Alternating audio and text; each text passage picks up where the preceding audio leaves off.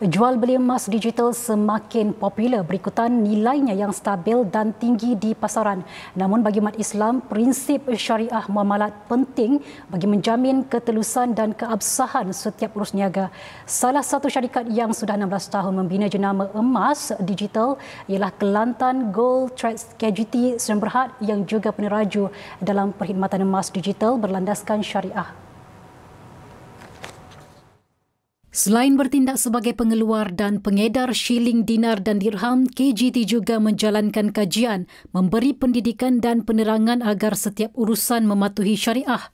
Untuk memberi kepercayaan ataupun mengambil kepercayaan daripada masyarakat tu, kita di KGT sentiasa berusaha untuk memastikan bahawa jenama KGT ini memenuhi nilai-nilai syarak ataupun nilai-nilai syariah yang telah pun diputuskan oleh Jawatankuasa Syariah KGT. Dan uniknya di Jawatankuasa Syariah ini, kita menggunakan beberapa kepakaran, antaranya daripada Universiti Kebangsaan Malaysia, kita juga ada daripada Majlis Agama Islam Kelantan.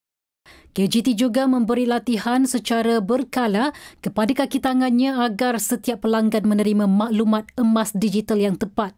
Lebih menarik, Kelantan Gold Trades Sdn Bhd juga turut menawarkan program penukaran perak kepada emas bagi individu berpendapatan rendah atau mereka yang mempunyai komitmen kewangan tinggi sebagai aset jangka panjang. Tambah Wan Muhammad Najahuddin menerusi platform sistem emas digital iaitu elektronik dinar dirham EDND. KGT menawarkan dirham perak, dinar emas 97 dan emas bullion 99. Emas digital itu kemudian boleh ditebus menerusi pelbagai cara seperti penghantaran fizikal serta penghantaran kurier kepada pelanggan yang turut mempunyai nilai perlindungan bagi menjamin keselamatan emas fizikal. Maklumat lanjut berhubung Kelantan Gold Trade boleh didapati menerusi laman sesawang ednd.my atau kunjungi cawangan Wakalah Kerjasama antara KGT dan Rakan Strategik Ar-Rahnu.